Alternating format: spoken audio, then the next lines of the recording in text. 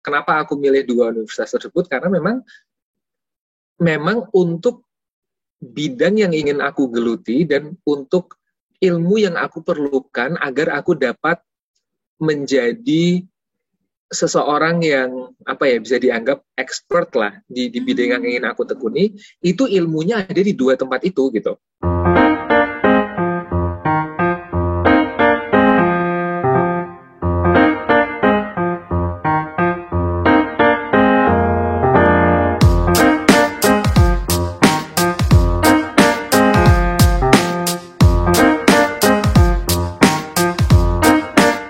Oke, nggak apa-apa. Sambil nunggu teman-teman yang lainnya join dan sambil nunggu Mas Rifki-nya juga masuk bergabung ke Zoom kita ke Zoom room kita pada hari ini.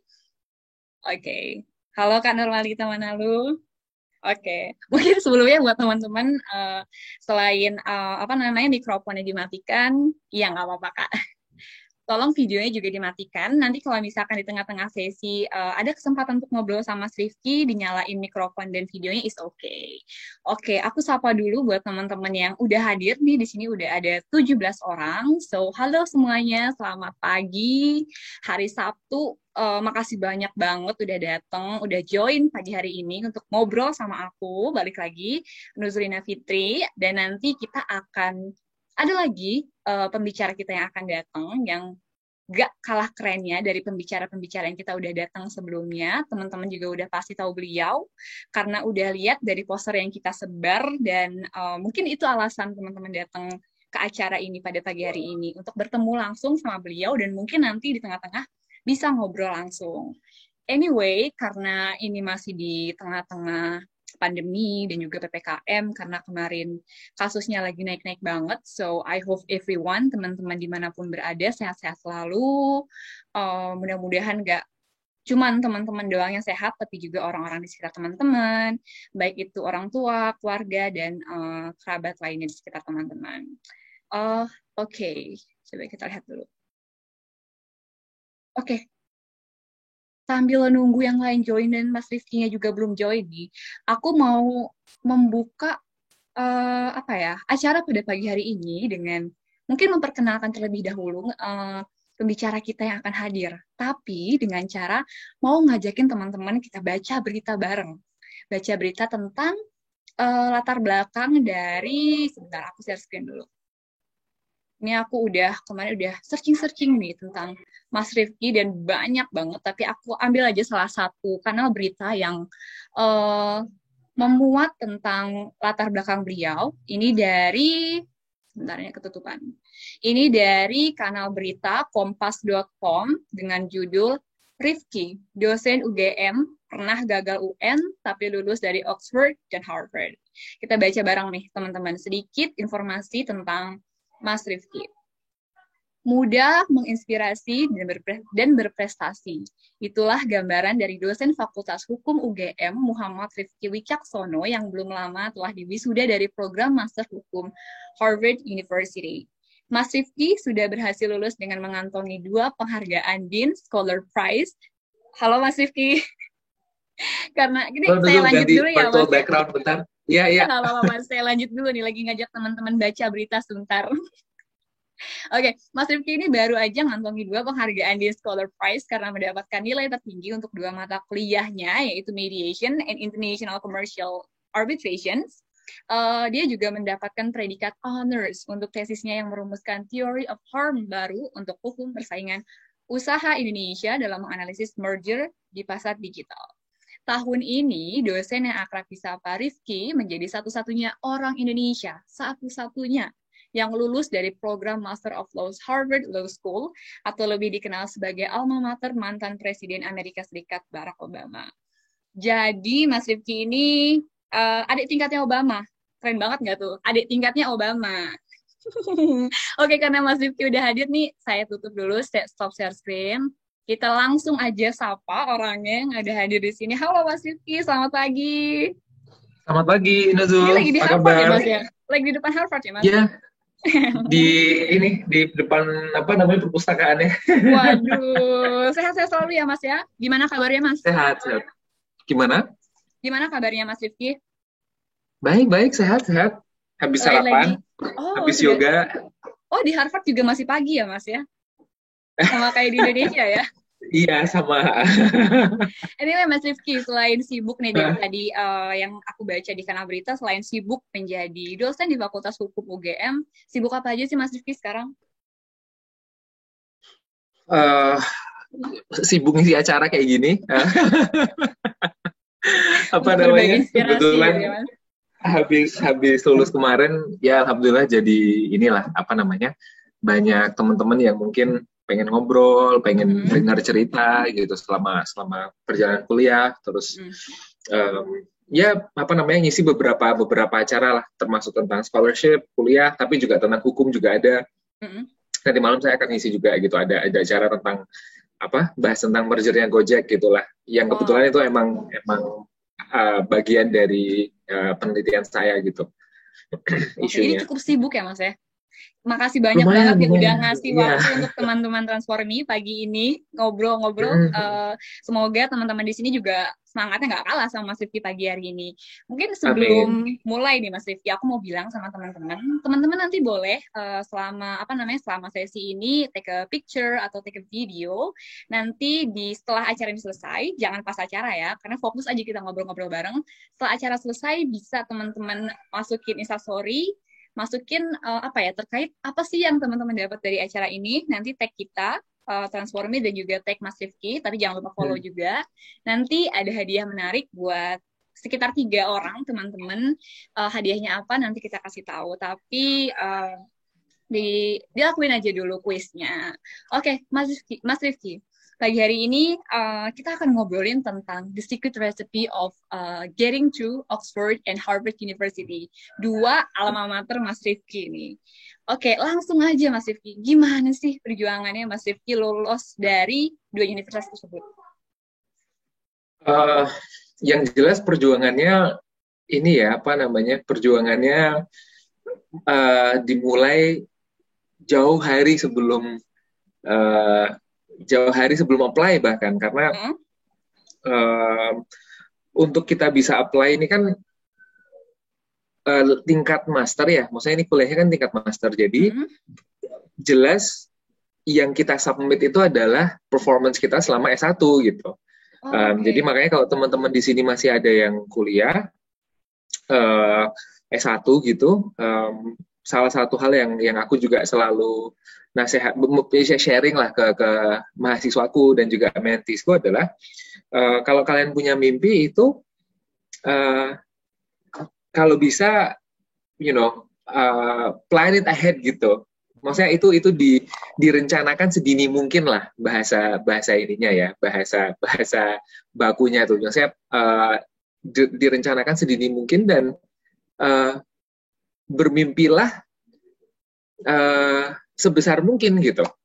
Maksudnya aku mimpi untuk daftar atau kuliah di Harvard itu bukan setelah lulus dari Oxford baru kayaknya gue bisa nih kuliah di Harvard nih, kan gue udah lulus Oxford. Enggak, it's not like that gitu.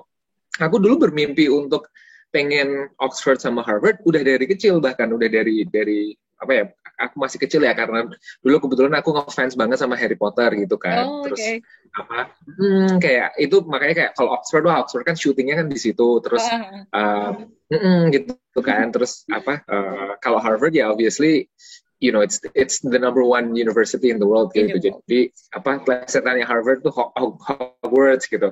Jadi ya anyway emang, tapi secara serius maksudku aku sudah ibaratnya tuh nyari tahu tentang persyaratannya apa sih untuk bisa daftar ke Harvard, ke Oxford tuh udah secara serius aku dari zaman kuliah, Nuzul. Jadi makanya kalau ditanya perjuangannya seberapa lama, ya minimal 1 dekade, dari 2010 aku mulai 1 dekade berarti sekitar 10 tahun ya Mas ya? Benar-benar dari semester 1 ya, bahkan gitu Mas? Maksudnya benar-benar dari awal kuliah, aku mau ke sini gitu? Benar-benar dari awal masuk kuliah? Betul, dan itu bahkan despite aku sebelum masuk kuliah gagal ujian nasional itu loh, yang artikel yang kamu tunjukin itu kan di akhir-akhirnya di ini dibuka tuh ternyata, Mas Rifki ini dulu apa namanya, siapa yang nyangka gitu ternyata Mm-mm. hampir nggak lulus SMA karena gagal ujian nasional. Jadi makanya aku apa ya, memberanikan diri untuk share itu karena mungkin apa ya, banyak dari kita tuh yang ini sih Nuzul apa, udah rendah diri dulu gitu. Jadi kalau aku selalu bilang tuh rendah hati itu baik ya, maksudnya Mm-mm. kualitas rendah hati atau humility atau being humble itu kan bagus gitu ya. Yes. Berarti kita menghargai semua orang, kita apa ya, nggak menganggap rendah orang lain. Cuman kan kalau rendah diri itu beda cerita. Kalau rendah diri kan berarti ibaratnya kita menilai diri kita tuh lebih rendah daripada value kita sebenarnya gitu, atau potensi kita sebenarnya. Nah itu yang membuat banyak orang kemudian nggak daftar gitu, karena mereka udah mikir dulu, wah siapa sih aku gitu kan, apa namanya, mana mungkin aku bisa keterima di alma maternya Obama kayak gitu. Lah kalau aku kayak gitu, bayangin loh, aku dulu hampir nggak lulus SMA loh.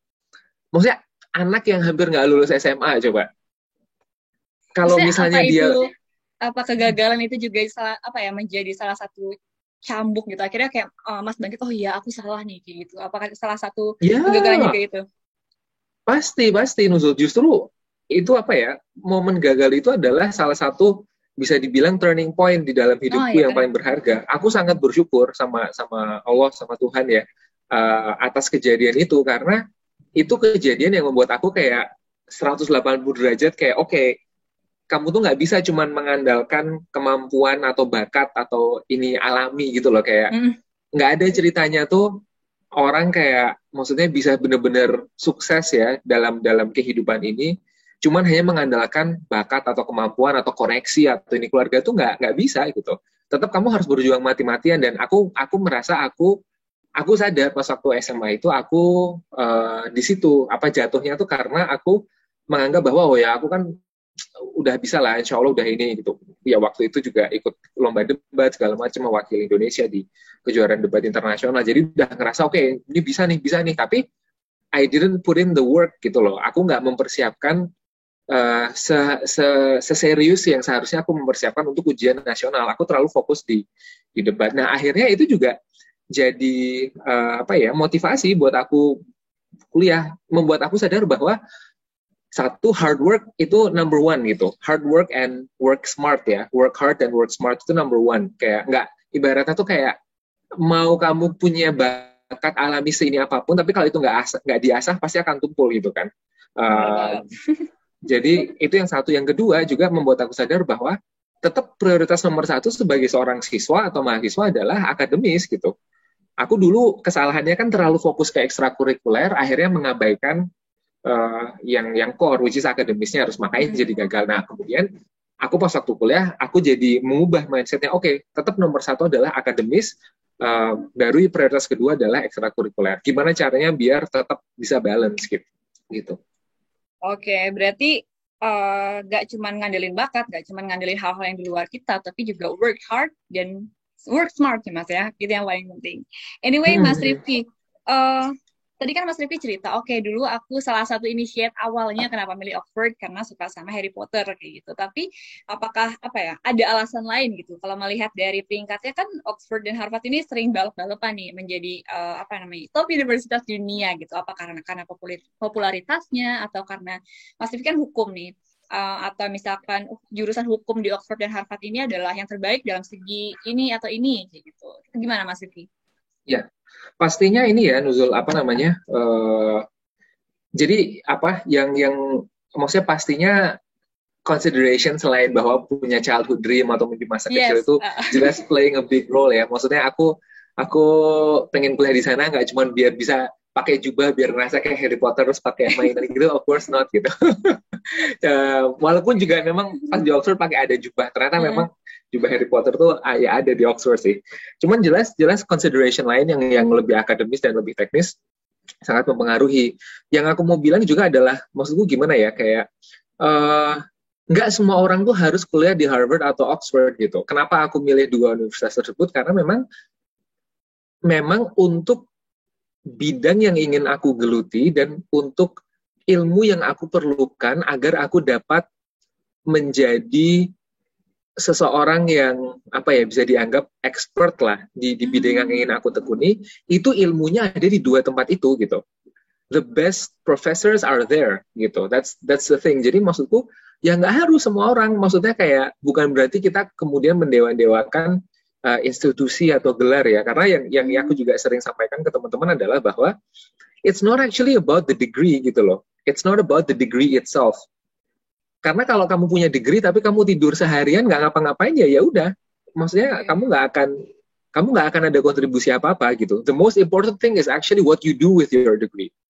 Jadi kalau aku ya itu tadi kenapa memilihnya Harvard dan Oxford, dan kenapa bahkan bisa dibilang rela mati-matian capek kuliah 2 kali, ambil master 2 kali, karena memang aku punya idealisme kayak untuk expertise yang ingin aku bangun, the best professors are there, ilmunya itu ada di 2 tempat ini gitu. Nah, mungkin aku tadi sempat ngasih spoiler di awal bahwa memang bidang yang aku ingin geluti itu kan namanya hukum persaingan usaha atau hukum anti monopoli kalau di Indonesia. Nah, lebih khususnya lagi, aku pengen mendalami hukum anti monopoli ini, gimana pengaplikasian hukum anti monopoli atau hukum persaingan usaha di ekonomi digital, in digital markets gitu.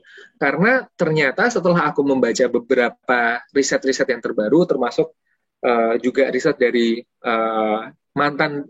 dosenku dulu yang di Oxford, ternyata itu beda sekali gitu loh, karakteristik dari pasar digital atau digital markets dengan conventional markets. Ya teman-teman di sini yang udah pernah beli dari Tokopedia ngerti lah gimana bedanya kan, maksudnya kayak dari sistem distribusinya, dari sistem, maksudnya kan itu beda banget gitu loh, kayak kita untuk browsingnya aja nggak harus ngeliatin ke toko satu, langsung kita cepet bisa ngeliat segala macam lah, dan itu ada yang namanya big data analytics segala macam itu.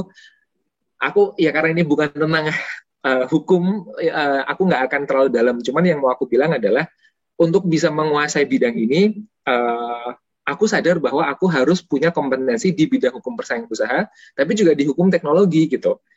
Jadi di Inggris, di Oxford waktu itu ada salah satu profesor yang paling terkenal di bidang ini, namanya Profesor Ariel Ezraki, dan beliau memang salah satu yang memulai atau pionir lah untuk melihat gimana hukum persaingan usaha ini tuh harusnya diubah dengan bisa dibilang karakteristik pasar yang berbeda lah di ekonomi digital. Nah, di Harvard itu mereka ada salah satu pusat studi di bidang hukum teknologi yang sangat terkenal, namanya Berkman Klein Center for Internet and Society gitulah, dan itu pokoknya foundersnya itu pokoknya founders directornya orang-orang yang dewa di bidang ini gitu. Nah makanya aku ke Harvard pun juga ingin mendalami salah satunya tentang ini. Banyak, actually most of the courses I took tentang hukum teknologi. Jadi aku belajar tentang artificial intelligence, aku belajar tentang digital platform, aku belajar tentang data privacy, hal-hal yang di Oxford nggak ada waktu itu, Nuzul gitu. Kalau dulu di Oxford udah ada, aku nggak akan, most likely aku nggak akan daftar lagi ke Harvard kan. Paling aku akan langsung straight ke S3. Nah, tapi karena dulu di Oxford nggak ada, makanya aku kuliah lagi agar aku bisa mengejar atau mengerjakan disertasi S3 yang ingin aku kerjakan kayak gitu. Oke, berarti intinya Mas Rifki ini adalah orang yang tidak pernah cukup akan ilmunya, apalagi ilmu yang tadi Mas Rifki ingin dalami terkait hukum persaingan usaha di dunia digital gitu ya Mas ya. Udah di Oxford, lanjut lagi ke Harvard karena ngerasa belum cukup nih ilmunya kayak gitu. Anyway, Mas Rifki, ngomongin gelar Mas Rifki yang Mas Rifki didapat dari Oxford itu kan Magister of Juris. Correct me if I'm wrong ya Mas ya. Itu dari beberapa sumber yang saya baca juga Mas Rifki adalah satu-satunya atau orang Indonesia pertama yang lulus dengan gelar tersebut, M.Jur dari Oxford. Itu bisa diceritain nggak Mas? Apa sih maksudnya terkait makna dari gelar M.Jur itu? Jadi mungkin kalau aku koreksi ini ya, aku bukan satu-satunya yang pegang gelar itu, karena kebetulan ada juniorku 2 orang yang kebetulan setelah aku lulus, 2 tahun setelah aku lulus, mereka juga dapat gelar itu gitu. Maksudnya mereka mengikuti program yang sama. Jadi sekarang kayaknya udah ada 3 orang Indonesia. Tapi Mas Rifki orang pertama ya Mas ya? Orang pertama Indonesia yang lulus dengan gelar tersebut. Oke. Nah, kebetulan aku orang-orang yang pertama gitu. Jadi kalau misalnya mau ditanya sebenarnya apa sih yang membuat, maksudnya kok bisa gitu aku jadi orang Indonesia yang pertama. Sebenarnya ini bukan fakta yang membuat aku happy sebenarnya, karena eh, itu berarti kan sangat sedikit gitu loh, Nuzul. Maksudnya itu berarti sangat sedikit orang Indonesia yang mendapatkan kesempatan untuk kuliah di salah satu tempat terbaik ini di dunia, at least buat hukum ya. Eh, dan itu sebenarnya membuatku cukup sedih gitu, karena aku nggak ngerasa, maksudnya aku nggak merasa bahwa aku tuh orang yang paling pintar di bidang, kayak sama sekali nggak. Kayak aku tahu persis bahwa banyak sahabat-sahabatku, banyak bahkan murid-muridku yang mereka secara kemampuan mereka lebih lebih hebat dari aku gitu loh. Cuman dan yang saya kan kalau dipikir-pikir, aku tuh kuliah tahun 2016. Indonesia itu udah merdeka dari 1945. Oxford itu udah berdiri dari tahun 1400-an. Wow. Jadi Oxford udah sekitar 700 berapa tuh, 7 abad. Iya, iya 600 tahun. 600 tahun lebih udah berdiri, Indonesia udah merdeka 70 tahun lebih. Kenapa baru tuh di 2016? Nah, itu dia, ternyata pas waktu aku ngobrol sama dosen-dosen di Oxford, ternyata statistiknya tuh gini, rasio orang yang diterima ke suatu program di Oxford itu juga dipengaruhi oleh jumlah pendaftar. Jadi itu berbanding lurus gitu, Nuzul. Semakin banyak orang yang daftar, itu rasio orang yang kemudian akan diadmit akan semakin banyak juga gitu. Jadi ada rasio percentage-nya. Nah, itulah yang menjelaskan kenapa kok bisa Indonesia kita sebagai negara dengan populasi lebih dari 270 orang kalau nggak salah sekarang, itu sangat sedikit dibandingkan dengan Singapura, yang Singapura nggak nyampe 10 juta bahkan. Singapura tuh kayak diangkat, aku waktu itu yang pertama, dan obviously berarti cuma satu orang Indonesia. Singapura banyak banget, kayak ada 4 apa 5, kayak 5 kali yang pertama juga gitu ya Mas ya itu orang Singapura. Dan bukan yang pertama, betul. Nah itu ya berarti kan faktanya dari informasi itu menunjukkan bahwa minimal 5 kali lipat lebih banyak mendaftar dari Singapura ke Oxford dibandingkan dari Indonesia gitu. Oke. Anyway, ini relate. Sorry Mas Potong. Anyway, ini relate nggak sama pernyataan Mas tadi yang terkait perasaan rendah dirinya mostly kebanyakan anak-anak Indonesia gitu. Jadi belum daftar aja udah mikir, I don't think I deserve to get into Oxford kayak gitu. Gimana Mas? Betul. Iya, bener banget. Jadi itu problemnya gitu loh. Karena aku tahu persis, itu tadi aku bilang, misalnya aku ada senior gitulah yang dia dulu lulusan terbaik di angkatannya, IPK-nya tapi IPK-nya udah, maksudnya itu jauh di atas minimumnya untuk daftar gitu ke Oxford. Prestasinya udah banyak banget. Dia salah satu associate yang paling bisa dibilang paling rising lah, dia rising star di law firmku waktu itu di AHP. Tapi pas waktu aku tanya kayak, Bang lu gimana kan mau kuliah waktu itu, jadi daftar kemana aja nih, ke Oxford, Cambridge, Harvard? Dia kayak, aduh nggak lagi, siapa gua gitu. Loh Bang, lu tuh lulusan terbaik angkatan lu gitu, kayak lu pendiri ini, lu sekarang di AHP kayak gini, lu minta recommendation dari managing partnernya Bang Fikri waktu itu, pasti juga dikasih recommendation yang glowing, yang bagus banget. Kok nggak daftar Bang gitu? Aduh Ki, gue nggak pede Ki, gue maksudnya ya mungkin di Indonesia iya, cuman gue kan harus bersaing sama dari seluruh dunia, pendaftar seluruh dunia, pasti kan banyak yang lebih dari gue. Gue takut kalau ini terus kemudian gue udah berharap tapi akhirnya nggak dapet. Nah itu loh kayak sayang banget gitu loh, sayang banget. Padahal sebenarnya menurutku kalau dia daftar, chance-nya tuh cukup tinggi untuk bisa keterima. Nah itu baru satu orang yang aku kenal. Bayangin tuh di seluruh Indonesia pasti banyak gitu loh. Ribuan mungkin orang-orang yang kayak gitu, sebenarnya mereka capable, tapi mereka nggak daftar. Ya akhirnya karena nggak daftar, nggak keterima karena nggak daftar gitu. Simply ya Mas terima karena ya daftar dulu gitu. Maksudnya prosesnya apa-apa ya nanti dilalui gitu. Tapi ya daftar dulu, yakin dulu sama diri sendiri. Anyway Mas Rifki di Oxford juga pasti kan nggak sendiri kan satu-satunya orang Indonesia di Oxford kayak gitu. Ada juga... Kalau di bidang lain banyak ya ada orang lain. Nah kalau misalkan Mas Rifki juga ngelihat persaingan atau kualitas dari orang-orang Indonesia yang sekolah di Oxford juga itu gimana sih Mas? Apa maksudnya ya pas udah nyampe Oxford juga ya tetap aja nggak kalah kayak gitu? Gimana Mas? Iyalah, iya pasti pasti. Maksudnya itu yang aku juga mau bilang gitu loh, bahwa kalau kalau dari pengamatanku, orang-orang Indonesia tuh kita tuh nggak kalah hebat. Maksudnya kan aku juga sebagai dosen ya, kan aku sebagai dosen juga biasa, maksudku mengevaluasi mahasiswa lah ya. Misalnya kayak aku nilai mahasiswa jawaban ujian mereka, aku nilai apalah jawaban mereka selama di kelas, pertanyaan mereka selama di kelas.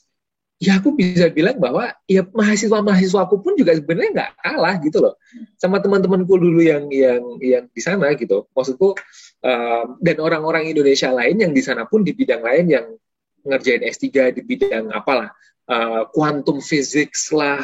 Ada tuh temanku orang Indonesia yang ngerjain tentang quantum physics, ada yang ngerjain tentang aerodynamic apa ya, pokoknya gitu deh, pokoknya like super wah gitu banget.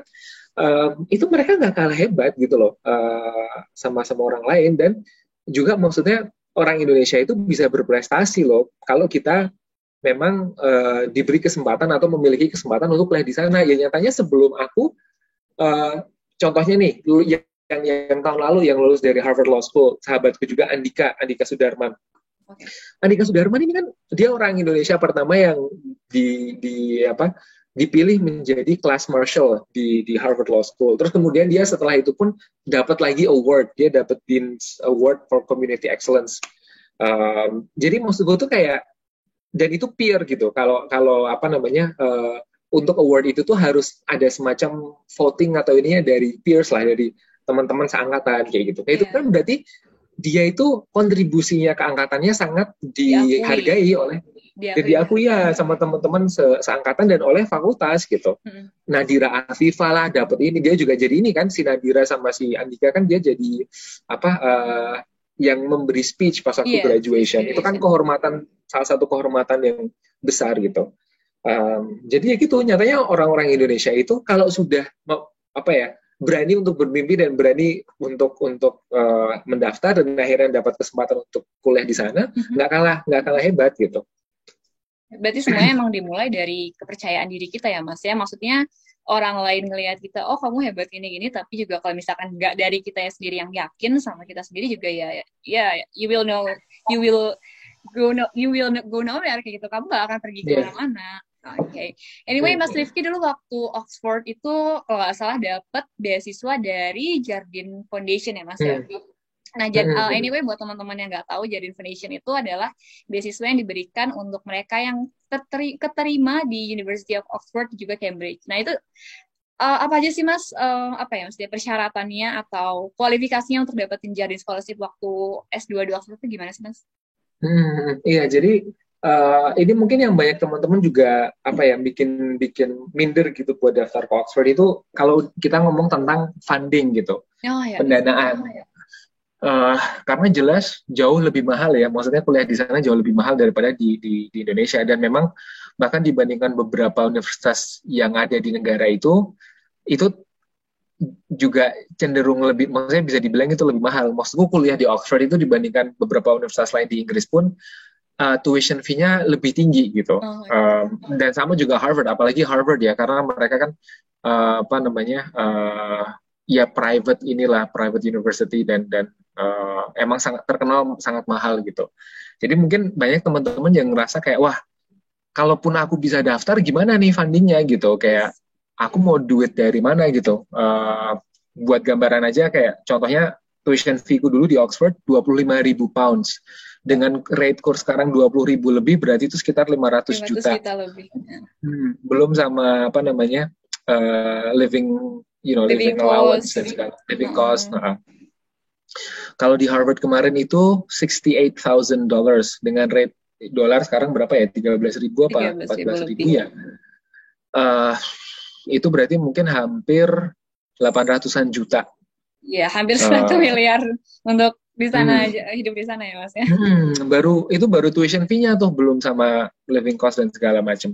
Obviously jelas aku sebagai dosen yang masih junior, I have nowhere near that much money gitu loh, kayak tabunganku tuh jauh. Maksudnya jauh nggak akan mungkin cukup untuk bisa kuliah ke-1 aja, nggak cukup apalagi buat kedua gitu. Nah, yang mungkin juga teman-teman nggak tahu ternyata bahwa scholarship itu nggak cuman dari pemerintah gitu. Maksudnya selain dari LPDP, selain dari Chevening, selain dari Fulbright, ternyata universitas-universitas ini tuh juga punya loh skema-skema beasiswa yang internal sifatnya. Nah, itu termasuk salah satunya Jardine, gitu Nuzul. Apa namanya? Aku alhamdulillah kuliah di Oxford sama di Harvard full beasiswa ya. Aku nggak tahu somehow beredar isu kayak wah ini Mas Rifki apa namanya uh, membiayai kuliahnya sendiri, wah lebih bagus ya sebenarnya ceritanya kalau beasiswa. Terus aku batin kayak kalian tuh doanya bagus banget ya bisa punya duit sebanyak itu Amin kayak gitu ya Mas ya. ya amin deh di masa depan gitu. Cuman kayak apa obviously you don't know me gitu kayak kalian tuh nggak tahu nggak Berarti kenal belum ya maksudnya kayak searching tentang Mas Rifki nih kalau ngomong kayak gitu ya. iya belum searching tentang dan nggak tahu maksudnya itu nggak masuk akal gitu loh kayak nggak apalagi juga aku juga bukan dari keluarga yang gimana gimana kan bapak ibuku juga dosen gitu. So ya yeah, my point adalah bahwa scholarships itu banyak opportunitiesnya dari dalam atau dari internal universitasnya itu bahkan apa ya kayak bisa dibilang jumlahnya itu maksudnya dalam arti bukan jumlah duit yang uang yang didapatkan tetapi jumlah tipe beasiswa yang ada itu banyak banget. jauh lebih banyak daripada yang teman-teman bayangkan gitu. Apa namanya macam-macam deh ininya tipe-tipenya ada yang ada yang full, ada cuma yang partial untuk gitu ya Mas ya. ada yang full, ada yang partial, ada yang buat living allowance-nya aja, ada yang buat tuition fee-nya aja. Jadi pokoknya macam-macam banyak banget deh tipe-tipe beasiswanya gitu. Nah kalau kita ngomong tentang Jardine, memang Jardine itu khusus. Jadi Jardine Foundation itu yayasan atau foundation yang didirikan oleh Jardine Matheson Corporation itu sebuah apa ya kayak konglomerasi lah bisnis company yang mereka based di Hong Kong dan punya operations all over Asia gitu.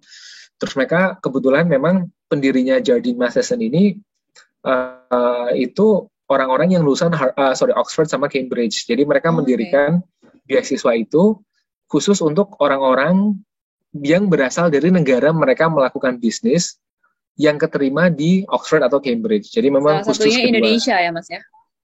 Ya, salah satunya Indonesia. Justru actually Indonesia kayaknya negara yang menghasilkan uang paling banyak deh selain Hong Kong buat Jardine gitu. Jadi kalau ya gitu sih, kalau misalnya ditanya itu buat S2 juga gimana, atau S3? Waktu itu S2 ya Mas ya? Itu buat S2 aja ya, atau S1, S2, S3? S2, S1, S2 dan S3 actually. S1, S2 dan S3. Semua. Jadi bahkan dari S1 pun juga ada walaupun mungkin memang lebih dikit jumlahnya ya. Karena kayaknya agak relatif jarang orang Indonesia dari S1 udah mau pergi keluar tuh kayaknya cukup jarang, cukup rare gitu. Nah, kalau dari persyaratan dan segala macam, jadi Jardine ini ada dua skema sebenarnya. Ada skema yang umum, yang regular itu kita harus udah keterima dulu, jadi udah harus dapat letter of acceptance dari Oxford atau Cambridge. Nanti baru setelah itu bisa daftar gitu ke Jardine. Syaratnya LOA berarti ya Mas? Ya, itu yang regular scheme. Ya, LOA salah satu ininya ya, persyaratan. Nah, ada skema lain yang memang itu available untuk kalau nggak salah dua universitas di Indonesia, yaitu UGM sama ITB kalau sekarang. Jadi itu ada memang skema khusus buat UGM sama ITB. Jadi untuk yang UGM scheme atau ITB scheme ini sebelum bahkan daftar ke Oxford udah bisa daftar ke Jardine-nya. Nah nanti daftarnya ke Jardine-nya dulu, terus kalau udah confirm sebagai finalist, nanti Jardine akan membantu untuk daftar kayak gitu. Jadi dia akan bantu proofreading, dia akan ngasih ini buat funding buat juga IELTS segala macam. Biaya untuk pendaftarannya gitu akan di cover.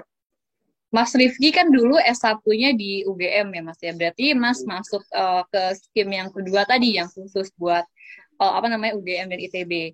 Nah, tapi kalau misalkan teman-teman juga ada yang mikir kayak oh ya udah berarti Mas Rifki ada privilege sedikit nih gara-gara dari universitas yang bisa dibilang cukup bukan terkenal aja sih, tapi ya kualitas juga bagus gitu, UGM dan ITB kayak gitu. Nah, berarti untuk mahasiswa-mahasiswa dari kampus lain juga sebenarnya ada kesempatan buat dapetin Jardine scholarship, tapi masuknya ke yang skim 1 ya Mas tadi. Iya, cuman ya sebenarnya gini sih Nuzul, kalau mau dibilang privilege, ya ini topik yang cukup Sangat polemik ya, sensitif karena dan polemik, benar.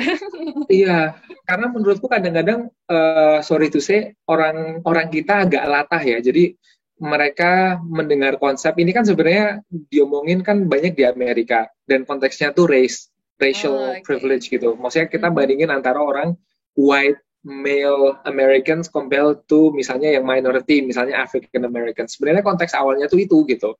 Cuman terus orang Indonesia latah taking it a little bit out of context dan semuanya itu sekarang dipakai gitu kayak Eh, ini dikit wah ini privilege, ini dikit privilege. Jadi ini sebenarnya ada hal-hal yang aku kurang kurang setuju lah dengan cara orang memandang Sejarah ini gitu. Indonesia. But anyway ya apa poinku, tapi kalau kalau maksudnya kayak just to get this privilege thing out of the way ya. Maksudnya kalau kita ngomongin privilege, actually technically semua orang yang misalnya satu, mereka nggak lagi dalam situasi perang. Kita nggak lagi Oh, kondisi konflik. ya. Dua, kita bisa akses internet. Tiga, kita bisa akses kesehatan.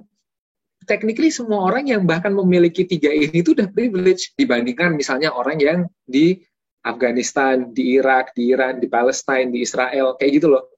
You Oh know what I ya. mean kan? Maksudku Yes, yes, kayak, yes. jadi kadang-kadang aku agak gatal gitu kayak, ini kan punya privilege. Lah, Anda ini ngetik komen di Instagram menggunakan Pakai internet HP. yang broadband, pakai HP smartphone yang Yes. harganya 10 juta, Bilang apa Anda nggak nggak punya privilege kayak gitu.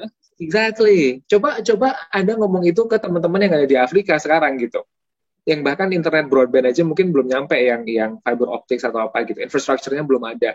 Atau teman-teman yang di zona perang gitulah. So my point adalah gini, kalau mau dibilang privilege, of course itu aku akan mengakui yes itu privilege gitu. Bahwa aku dulu alumni, alhamdulillah dulu bisa di UGM gitu kan, bisa mendapatkan pendidikan yang baik, universitas yang reputasinya juga baik gitu. Bahkan mau dibilang dulu daftar dengan skema UGM itu juga privilege, yes aku mengakui itu juga privilege. Cuman yang mau aku juga bilang adalah bahwa privilege itu tidak menegasikan usaha seseorang gitu loh Nuzul. Karena kalaupun nih aku udah jadi finalis di program Jardine, bukan berarti itu automatically aku keterima di Oxford loh. Bahkan tahun sebelum aku, ada 9 finalis dari UGM yang udah jadi, mereka lewat jalur skema Oxford UGM, yang Jardine UGM ini, Ya, jadi mereka udah jadi finalis nih. Tapi dari 9, zero yang lolos di nggak Oxford lolos. maupun di Cambridge. Nggak Oh, lolos. oke. Jadi Berarti kan balik maksudku, lagi ke kitanya, kerja keras kita yang tadi ya, Mas. betul. Betul, dan yang aku mau bilang adalah teman-teman yang dari swasta, jangan mikir bahwa orang yang bisa ke UGM, yang orang bisa ke Universitas top UGM, Oxford, Cambridge, Harvard, bla bla bla itu cuma orang UGM, ITB, UI. No, aku tuh ya ada sahabat-sahabat dari swasta yang di sana gitu. Balik Bahkan lagi dari bagi orangnya. daerah-daerah. Iya bener, itu orang yang aku ada teman dari Sulawesi. Maksudnya kuliah juga di universitas yang swasta gitu ya. Yang katanya Iya gitu lah. privilege-nya kurang, kalau balik lagi ke privilege tadi. Iya, lah ini dia sekarang lagi di Boston, lagi di Harvard sekarang. Dia Oke. kemarin kuliah di Harvard Medical School gitu. Oh, medical school. Dan dia bahkan udah, itu masternya dia yang ketiga kalau nggak salah. Oh, Orangnya dari Sulawesi, kuliahnya di swasta. Serius, nggak bercanda. keren banget. Jadi maksudku tuh, orang itu jauh lebih sukses daripada orang UGM yang ada skema Jardin tapi nggak lolos gitu loh, atau mungkin nggak daftar bahkan gitu. Jadi yang aku mau bilang adalah sebenarnya at the end of the day, you know, you determine lah your own fate gitu.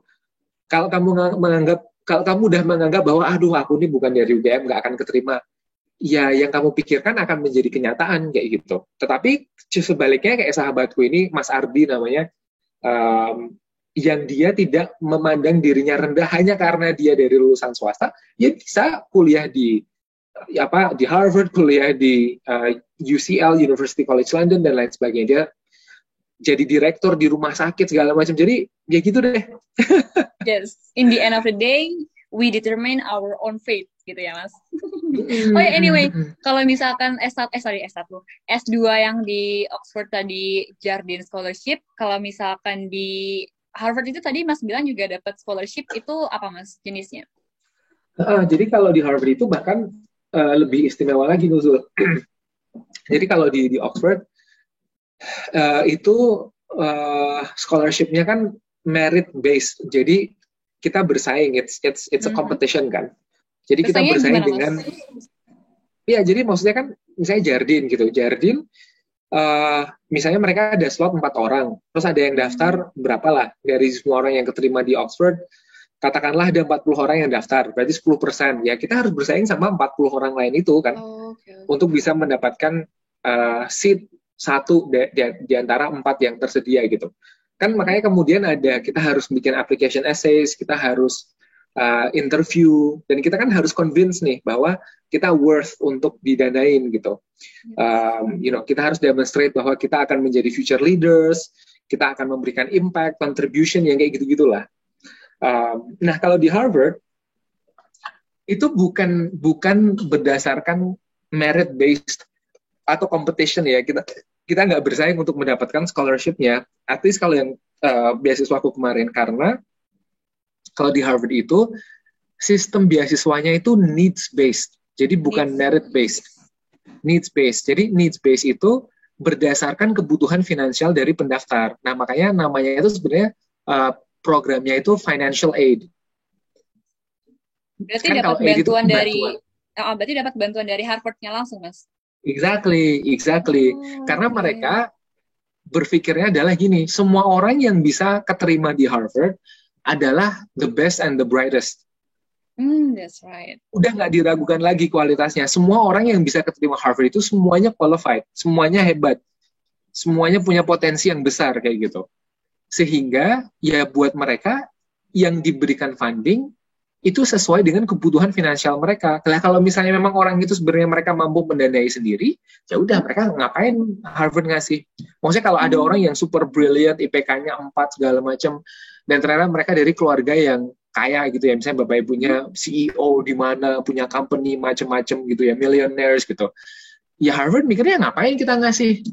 Iya kan, ngapain kita ngasih duit ke mereka? Wong mereka duitnya udah turah-turah gitu gampangnya. Sehingga fokus dari scholarship mereka itu untuk those yang memang membutuhkan secara financial. Okay. Karena mereka nggak memiliki. Berarti waktu itu apply dulu di Harvard, terus keterima, baru mengajukan financial aid, gitu ya Mas? Betul. Itu betul. Besarnya jadi, itu nanti, potong lagi Mas kalian. Itu besarnya itu nanti disesuaikan dengan fullnya, sesuaikan dengan kita gitu, maksudnya atau full atau partial dan sebagainya. Iya, betul. Jadi itu tuh mungkin kalau di Indonesia dikenal kayak beasiswa afirmasi gitu.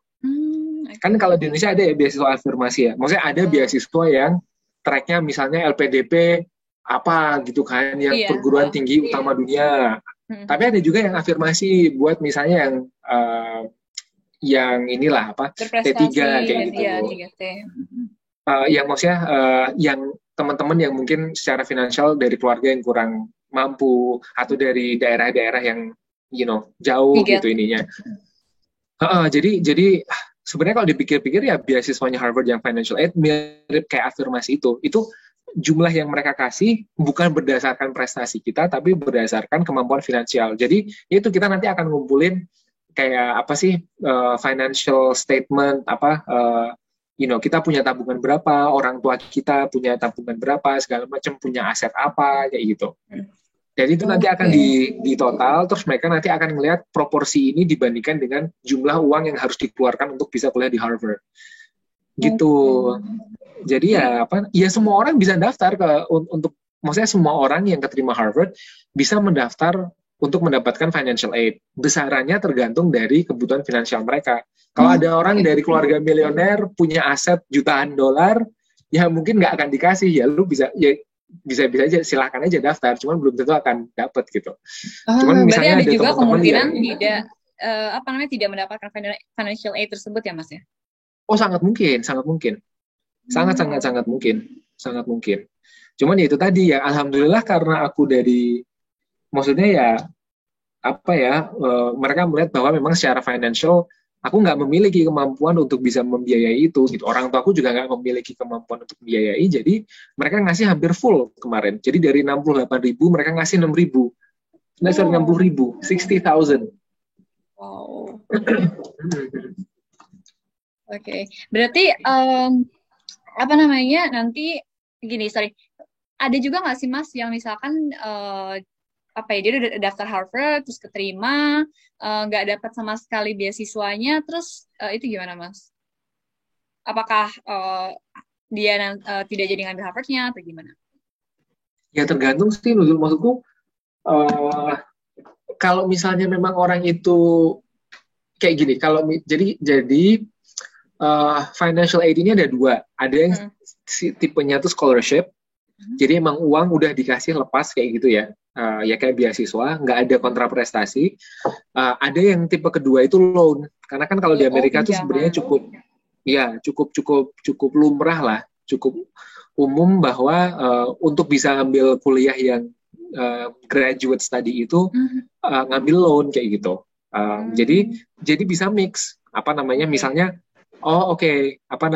kamu kita offer misalnya 40.000 loan, terus kita offer lagi 40.000 scholarship, 40.000 loan kayak gitu, atau 20.000 scholarship, 60.000 loan. Jadi bisa macam-macam ininya. Cuman yang jelas kalau misalnya memang secara financial bener-bener kamu menunjukkan kamu membutuhkan itu, kayaknya hampir nggak mungkin mereka nggak nge-offer sama sekali gitu. Oke. Unlikely gitu sih.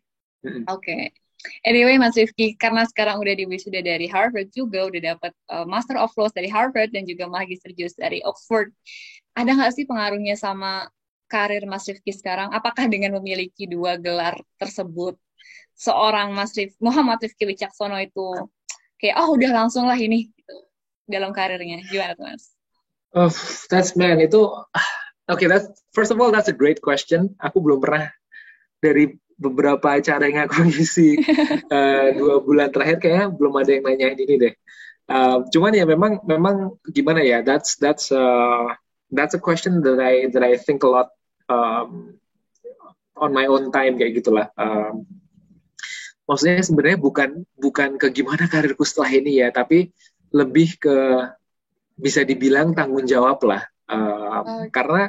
Karena aku juga sadar, aku mengiyakan bahwa ini privilege gitu loh. Maksudnya bahwa aku bisa kuliah di Harvard dan Oxford, yes. Aku tidak akan mendinai bahwa aku bisa kuliah di sana karena privilege yang luar biasa, privilege. Aku dibesarkan di lingkungan keluarga yang pendidik, bapak ibuku dosen, alhamdulillah. Jadi mereka menanamkan nilai-nilai tentang pendidikan dari aku kecil. Alhamdulillah, aku bisa kuliah di UGM. Aku nggak harus kerja sambil aku kuliah, jadi fokus kuliah aku bisa fokus. Terus kemudian aku mendapatkan beasiswa untuk bisa kuliah di Oxford, di Harvard. Itu kalau buat aku lebih memandang itu sebagai huge responsibility, karena ya kalau katanya Peter Parker itu kan Spider-Man kan, with great power comes great responsibility kan. Dan ada yang bilang bahwa knowledge is power ya, sehingga with great knowledge also comes great responsibility, kan logikanya gitu. Kalau ditanya harus gimana Mas Rifki efek terhadap karirnya, kalau aku sih di saat ini aku nggak memandang kayak, dan ya semoga ya aku nggak ingin memandang bahwa hanya karena aku memiliki degree ini maka hidupku udah akan lempeng-lempeng aja, beres-beres aja, pasti berhasil semua, pasti akan berhasil. No, aku justru membuang pikiran itu jauh-jauh dari kepalaku, karena lagi-lagi yang aku mau tekankan adalah it's not the degree, it's what you do with your degree, it's what you do with the knowledge you gain yang that matters kayak gitu loh. Ya kamu mau kuliah dari Harvard, dari Oxford, kalau kamu nggak menghasilkan manfaat, kamu nggak contribute, ya nggak ada hasilnya gitu. So what's the degree for kayak gitu. Dan sementara kalau kamu nggak harus kuliah di Harvard, dari Oxford, bahkan kamu nggak harus kuliah di luar negeri, and then kamu misalnya jadi kayak Prof. Edi Hiarich gitu, yang sekarang jadi Wakil Menteri Hukum dan HAM. Prof. Edi kan S1, S2, S3-nya kan semua di dalam negeri gitu. Cuman beliau kontribusinya luar biasa, nulis buku, udah berapa banyak, jadi referensi di seluruh Indonesia. Ya gitulah, secara keilmuan beliau berkontribusi terhadap pembentukan hukum. Kok sekarang jadi wakil menteri. Jadi maksudku, at the end of the day itu it's not the degree itself, tapi what you do with it yang paling penting. Jadi kalau buat aku sekarang memang aku kalau bisa dibilang ya yang jadi fokus utamaku adalah oke, gimana nih aku bisa contribute kayak gitu. Nah, dan itu pun juga orang-orang, maksudnya di media sosial juga yang nggak kenal aku juga banyak ya, ini Rifki udah ngapain nih? Emang apa nih kontribusinya buat Indonesia? Ya aku nggak tersinggung baca itu, ya itu menjadi pengingat. Ya nih, aku apa nih kontribusinya buat Indonesia gitu. Walaupun aku nggak harus buka ya, aku nggak harus setiap kali diminta pemerintah bantuin ngapain, aku post Instagram, aku nggak seperti itu gitu. Cuman itu pengingat diri sendiri bahwa ya at the end of the day ilmu itu hanya akan bermanfaat kalau ada kontribusinya gitu lah. Ada aplikasinya di dunia nyata. Jadi ya bisa mungkin kalau aku diminta pemerintah, ada kementerian yang minta aku bantuin sesuatu, ada masyarakat yang minta aku bantu sesuatu, ya aku bisa mungkin ya giving back gitu sih. Gitu sih Nuzul.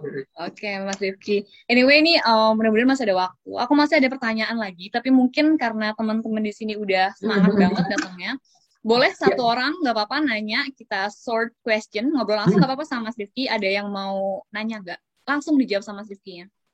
Ada di sini ada 45 orang, 44 selain kita. Ayo, nggak apa-apa, langsung buka aja kameranya. Langsung kamera. Langsung raise hand. Raise hand boleh, langsung open mic juga nggak apa-apa. Ada yang mau ngobrol langsung nggak nih sama Mas Rifki? Ayo, dari 44. Oh ini Mbak Nadia. Ayo Mbak Nadia, langsung aja nggak apa-apa. Sorry sebelumnya turn off camera karena aku sebenarnya lagi UAS, ujian akhir semester, tapi aku ini sempetin buat ikut wow. Iya, buat ikut webinar ini. So I want to ask, like, is it possible for someone that already udah misalnya lagi ikut pendidikan magister juga di Indonesia, tapi in the future that I want to continue my study di luar negeri seperti Mas Rifki, like is it possible, dan kayak apa aja sih tantangannya kalau seperti itu kondisinya? Terima kasih. Ya. Oke, sama-sama Mbak Nadia tadi. Nadia. Gimana Mas Iya Nadia, makasih. Udah disempetin, ya ampun.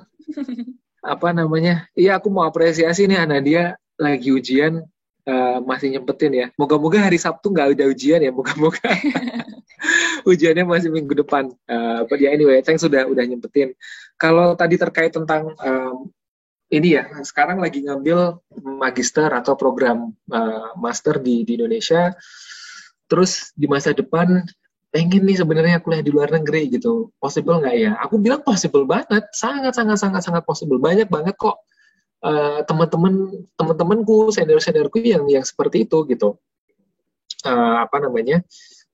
Itu hal yang sangat lumrah kok, Nadia. Jadi, nah ini sayangnya memang kalau di Indonesia itu somehow orang master 2 kali itu kayak aneh gitu loh, Nuzul. Di sini tuh masih aku nggak nganggep itu stigma ya, cuman masih ada bisa dibilang persepsi lah, kayak kalau orang master 2 kali itu kayak aduh lu tuh ngapain sih, capek-capek ngapain, karena biasanya langsung PhD gitu ya Mas ya, kenapa langsung PhD?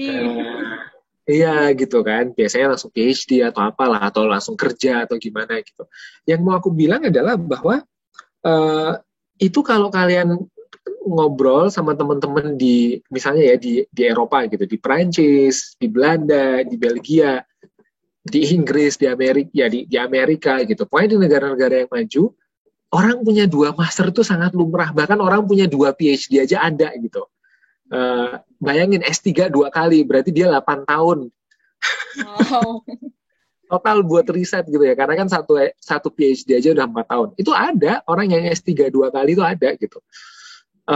Karena memang beda ininya Nadia, kalau di Indonesia mungkin orang menganggap melakukan studi S2 itu hanya untuk mendapatkan gelar, mereka mengejar gelarnya aja. Ya kalau itu memang tujuannya it's okay, aku I'm not judging anyone kayak gitu. That's also fine. Itu objektif atau goal yang juga baik gitu ya. Nggak ada yang salah dengan itu gitu. Bedanya mungkin kalau di luar itu ya mindsetnya mereka saat mengambil graduate study tidak hanya untuk sekedar gelarnya gitu. Nah dia memang karena mereka haus ilmunya. Jadi orang udah misalnya ngambil master di bidang hukum, pengen ngambil di bidang ekonomi, ngambil di public policy, itu juga lumrah gitu. So bahkan cross bidang aja itu juga banyak gitu. So it's okay. Kalau aku ya bilang semangat. Maksudnya itu mimpi yang harus dikejar kalau kamu pengen punya mimpi itu gitu. Nah kalau ditanya kendalanya gimana, mungkin jelas ya perbedaannya kan kuliah bahasanya berbeda gitu. I notice your English is actually quite good already, so hopefully that's like not going to be a problem for you ya Nadia ya. Kayaknya bahasa Inggrisnya udah oke gitu. Jadi mungkin tinggal dipoles-poles dikit lah buat IELTS atau TOEFL kalau misalnya memang nanti mau kuliah di luar. Mungkin kendala yang kedua itu juga di funding karena kayak aku kemarin buat Harvard, banyak scholarship provider yang mereka nggak mau ngasih untuk orang yang udah punya master gitu. Sayangnya kalau kayak LPDP gitu. Jadi memang harus berusaha ekstra lah. Nah, yang mau aku kasih tahu adalah bahwa nggak semua scholarship provider kayak gitu. Mungkin kalau Nadia tertarik buat ke Inggris, Chevening itu mereka nggak ngasih batasan. Apakah itu master pertama, master kedua, Jardine itu nggak ngasih batasan. Jadi kamu ngambil master yang ketiga di Oxford atau Cambridge tetap bisa gitu daftar ke Jardine gitu. Jadi kayaknya kalau yang di Eropa, di Inggris itu mereka nggak ada masalah dengan master pertama atau master kedua. Itu sih. I see for the insight, but I have another request. Probably like aku punya interest juga yang sama Mas Rifki tentang persaingan usaha di Indonesia. Kebetulan skripsi aku juga membahas tentang persaingan usaha. Jadi, is there any possible way that like I want to request to like to access your final thesis in Oxford about the merger GoTo? Mas. Sekalian ternyata pertanyaannya. Iya udah banyak sih ya Nadia, udah banyak sih yang ini ya minta aku buat ini Mas pengen baca, penasaran gitu. Walaupun actually tesisku bukan strictly tentang merger Gojek Tokopedia ya. But anyway, aku lagi memoles nih tesisnya untuk publikasi. Jadi nanti kamu mungkin bisa follow aku aja di Instagram ya, keep in touch. Nanti kalau hopefully misalnya by next year udah publish gitu artikelnya, nanti aku insya Allah aku bisa share gitu. Cuman sekarang kayaknya aku belum kasih dulu karena ini kayaknya belum layak nih untuk di publik ya. Aku masih harus memperbaiki buat di edit gitu. Thank you ya Mbak Nadia atas pertanyaannya. Anyway Mas Rifki, sebenarnya ada banyak yang udah raise lagi buat bertanya, tapi karena waktunya udah tinggal sedikit lagi dan we have to stick to the schedule juga. Jadi mohon maaf buat teman-teman yang misalkan pertanyaan tidak dijawab dan sebagainya. Nanti mungkin bisa follow tadi yang Mas Rifki bilang, bisa follow Mas Rifki dan mungkin bisa nanya langsung ke beliau gitu. Gak apa-apa ya Mas Rifki Kalau aku extend 5 minutes kayaknya masih bisa deh. Jadi mungkin aku kasihan soalnya. It's okay, nggak apa-apa deh. Oke. Aku nggak apa-apa, kasihan soalnya ini teman-teman udah iniin. Ini Mas Rifki bisa melihat nggak yang Mas. Oke, nggak apa-apa, langsung aja Mas. Siapa nih? Jadi langsung aja aku jawabnya cepet-cepet. Iya nggak apa-apa. Saya Pangestu Mas, fansnya Mas. Oh fansnya Mas. Waduh, oke. Oke Mas, boleh cerita ini to the point aja ya Mas. Boleh cerita nggak ini workload studinya waktu di Oxford sama di Harvard, maksudnya dalam situasi proses belajar di Harvard sama Oxford, boleh cerita nggak Mas? Terus satu lagi, boleh cerita perjalanan IELTS sama TOEFL-nya kalau bisa di sharing juga. Makasih Mas. Ya, makasih Pangestu. Aku jawabnya cepet-cepet aja ya, nggak apa-apa ya. Biar Ahmad sama Wira juga ini kebagian waktu. Satu tadi tentang workload. Aku aku bisa bilang bahwa kuliah di Oxford dan Harvard memang kuliah yang workload-nya paling tinggi selama aku kuliah gitu. Memang apa ya, kalau aku bisa bilang workload-nya kuliah di sana itu bisa dibilang mendekati workload-ku pas aku jadi lawyer dulu di Jakarta. Jadi memang apa namanya, kalau ditanya berapa jam yang aku spend dalam sehari untuk prepare kuliah dan segala macam, ya on average dalam sehari mungkin aku perlu waktu minimal 6-7 jam di luar kuliah untuk prepare ya, itu untuk baca, karena readings-nya dalam sehari itu bisa sampai, kalau pas lagi parah itu satu hari 100 halaman bisa, tapi on average mungkin sekitar 50 halaman. So per minggu mungkin sekitar 300-an 400-an halaman lah. Ya karena memang kalau orang hukum bacaannya banyak.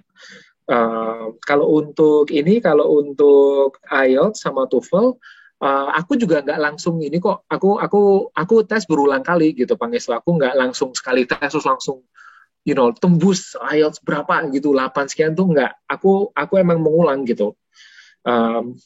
Karena ya yang pertama itu sih, aku nggak tahu gimana tesnya gitu kan. Jadi yang pas pertama kali tes memang belum sesuai standarnya yang diminta. Terus kemudian ya aku belajar sendiri gitu. Jadi ya emang untuk IELTS dan TOEFL itu khusus sih persiapannya gitu. Karena it's a test, it's an exam. Walaupun mungkin kita sehari-hari udah lancar bahasa Inggrisnya, tetapi untuk bisa mengerjakan soal IELTS dan TOEFL itu butuh preparation gitu sih. Gitu. Ya, makasih Mas atas penjelasannya. Iya, makasih juga Mas Pangestu atas pertanyaannya. Gimana Mas, masih mau jawab yang lain atau gimana? Bisa. Lagi? Wira atau Ahmad yang duluan tadi ya nanya ya? Ahmad, Mas Ahmad Nur Awi. Ahmad ya. Ini Mas atau Mbak nih? Oh maaf Mas, silakan Mas. Ke mute kayaknya. Masih ke mute Mas Ahmad. Apa terdengar Mas? Iya sudah. Ya terdengar. Ya. Saya dokter internis Mas dari Brawijaya Malang. Saya bermaksud melanjutkan S2 dan S3 ke Harvard atau Oxford mengenai masalah artificial intelligence dan terkait electronic health record Mas. Karena mimpi saya ke depannya ingin membangun sebuah retirement village Mas. Jadi saya dokter spesialis penyakit dalam yang mendalami masalah pasien geriatri, dan sejauh ini yang saya tahu masih terganjal di masalah hukum digitalnya Mas, seperti itu. Kira-kira kalau menurut Mas Rifki, semoga saya bisa bekerja sama dan sharing diskusi lah Mas ke depannya, dan mohon tanggapannya Mas, apa ada degree semacam itu untuk S2 baik di Oxford atau Cambridge Mas, atau di Harvard maksud saya. Terima kasih ya Mas. Ya.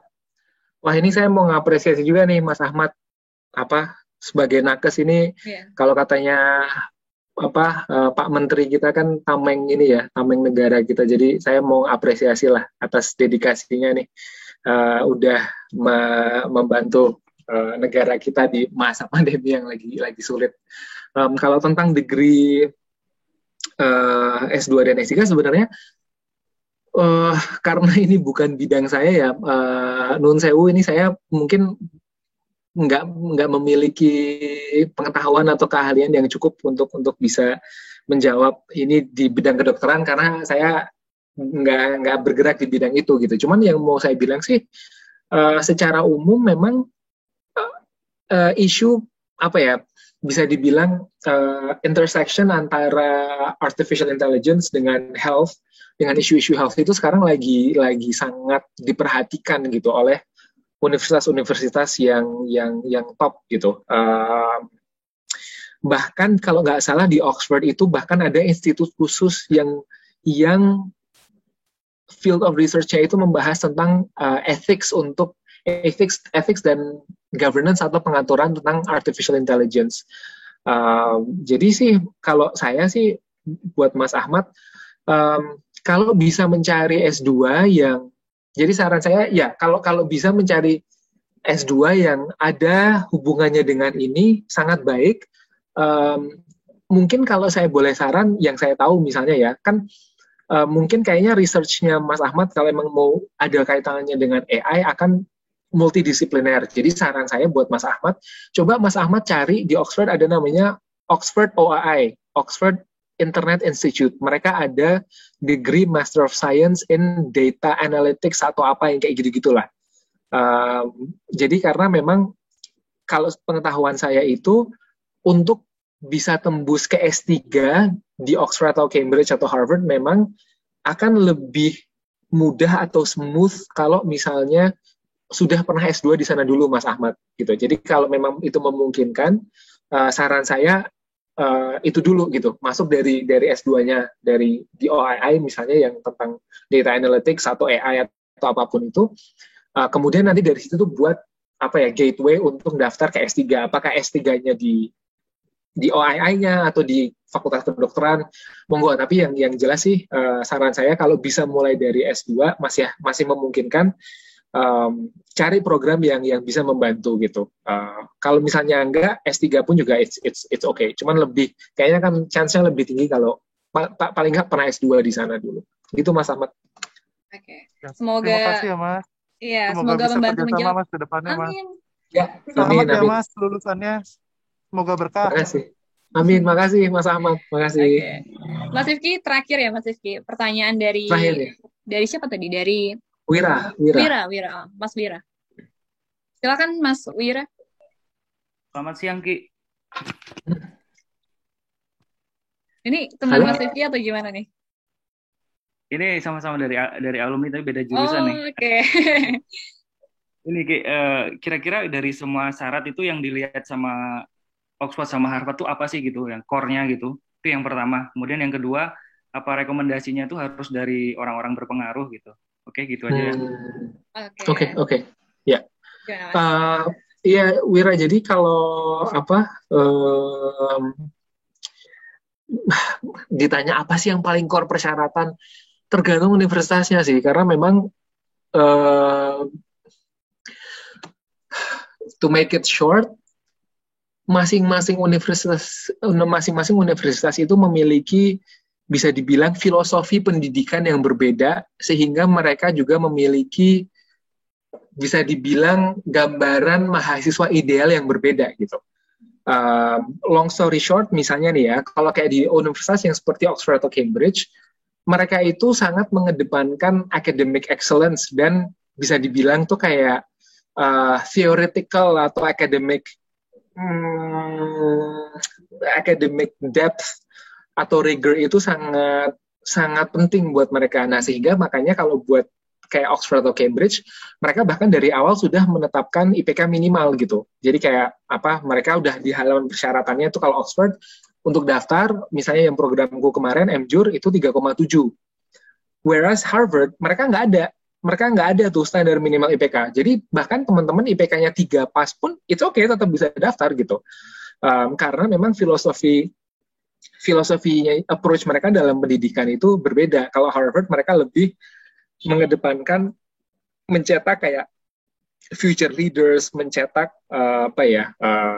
successful practitioners. Jadi lebih ke practical ini sih, skills yang jadi consideration mereka. Makanya mereka nggak ada standar minimal IPK. Nah itu, terus tahunya dari mana dong kalau misalnya kita mau daftar gitu? Ya memang jawabannya itu nggak akan secara gamblang ditulis sama mereka gitu.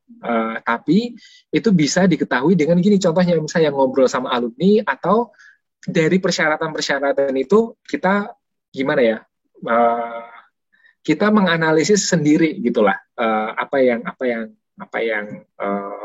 kira-kira tuh mereka tuh nyarinya seperti apa gitu sih, Wira ya. Kalau yang tadi, kalau tentang recommendation, nah ini juga banyak orang yang salah kaprah, dikira harus dapat rekomendasi dari presiden untuk bisa tembus ke Oxford atau Harvard. Susah juga ya Mas, kalau dari Pak Jokowi langsung. Ya, aku sama sekali nggak ada dari presiden atau dari pejabat ya. Semua rekomendasiku dari akademisi, dari dosen-dosen, dari profesor-profesor gitu. Jadi sebenarnya yang mau aku tekankan adalah bahwa it's not the person, it's not, yang paling penting tuh bukan siapa yang memberikan rekomendasi, tapi yang paling penting adalah isi dari rekomendasi tersebut gitu. Karena kalau kamu dapat rekomendasi dari Jokowi, tapi sebenarnya kamu nggak pernah ketemu sama Jokowi, itu cuman misalnya karena bapakmu kenal Jokowi, atau ommu kenal, atau Jokowi itu ommu, aku nggak ngerti ya. Nggak ada professional experience bareng gitu kan, kerja bareng, itu nggak akan ada gunanya. Honestly itu nggak, it's not going to help you. Justru itu akan, aku pernah baca, that kind of recommendation letter is actually going to hurt your application gitu. Kalau kamu sekedar hanya mencari orang yang terkenal atau orang yang pejabat atau gimana, tetapi isi dari recommendation-nya itu generik misalnya. Nah, sehingga rekomendasi yang paling bagus adalah rekomendasi dari seseorang yang betul-betul mengenalmu secara personal gitu. Karena dalam recommendation-nya nanti akan kelihatan kok kalau dia benar-benar kenal secara personal, karena nanti ada anekdot-anekdot yang bisa diceritakan dan lain sebagainya. Jadi parameter yang paling penting kalau recommendation adalah orang yang betul-betul kenal secara personal dan mereka melihat growth-mu gitulah selama bertahun-tahun itu gimana perkembangannya gitu.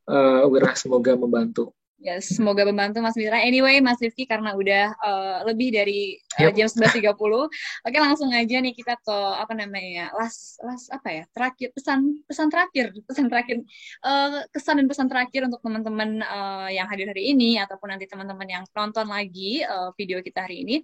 Apa sih pesan dari Mas Rifki buat teman-teman di luar sana yang lagi ngejar cita-citanya, baik itu dalam bidang akademik dan sebagainya? Gimana, Mas? Ya. Ini pesan yang apa ya, aku selalu sampaikan sih setiap ada kesempatan untuk berbicara tentang sekolah lebih lanjut atau tentang ini ya, tentang ya motivasi dan lain sebagainya. Yang ingin aku sampaikan jelas adalah bahwa itu teman-teman harus berani bermimpi gitu. Itu pentingnya berani untuk bermimpi. Bahkan ada quote, saya lupa dari siapa, tapi quote-nya itu bilang intinya, if your dreams don't scare you, they're not big enough. Kalau mimpimu itu nggak membuatmu takut tuh berarti mimpimu tuh sebenarnya kurang besar gitu. Nah, yang apa ya, dalam hal ini maksudnya takut itu bukan berarti terus kemudian kita terus nggak jadi mau bermimpi itu ya, tetapi dalam hal ini maksudnya takut itu membuat kita aduh ini gimana ya, bisa nggak ya gitu. Nah, ya pesan saya itu dream big, bermimpilah yang besar teman-teman, karena sebenarnya itu apa ya, kalaupun kita nggak mencapai target yang kita awalnya inginkan, itu paling nggak ya itu kita bisa, apa kalau katanya Bung Karno itu kan, bermimpilah setinggi langit, kalaupun kita tidak mencapai itu, kita masih di antara bintang-bintangan gitu ya. Dan kalaupun gagal pun juga it's okay, karena failure is not our enemy. Kegagalan itu bukan musuh kita, yang justru musuh kita adalah ketakutan atas kegagalan dan ketakutan untuk bermimpi gitu. Nah, jadi pesanku buat teman-teman itulah, beranilah bermimpi kayak gitu, karena itu Indonesia ini kita membutuhkan orang-orang yang berani bermimpi dan orang-orang yang rela buat jatuh bangun lah untuk mencapai mimpi-mimpi mereka gitu. Oke, thank you Mas Rifki. Berarti berani bermimpi, tapi juga jangan takut untuk gagal, gitu ya Mas ya. Mas Rifki, thank you so much udah 60 menit lebih akhirnya sama kita ngobrol-ngobrol di pagi hari ini. Buat teman-teman juga makasih banyak banget, sehat-sehat selalu, apalagi di masa-masa pandemi seperti sekarang. Anyway, kalau misalkan tenang aja, ini nggak akan menjadi kali terakhir kita ngobrol-ngobrol sama Mas Rifki. Insya Allah kedepannya kita bakal ngobrol-ngobrol lagi. Dan buat teman-teman yang udah ikut sigap juga, atau misalkan yang kemarin udah daftar untuk datang ke opening sessionnya sigap, nanti insya Allah akan ketemu Mas Rifki lagi. Mas Rifki kemarin udah kita tawarin menjadi salah satu trainer kita ya Mas ya, untuk program sigap ya Mas ya. Jadi insya Allah nanti teman-teman yang ikut sigap ketemu lagi sama Mas Rifki. That's all from Transform Mind episode 3 hari ini. Terima kasih buat teman-teman yang udah datang. Have a good day, have a great weekend, and dadah semuanya. Thank you.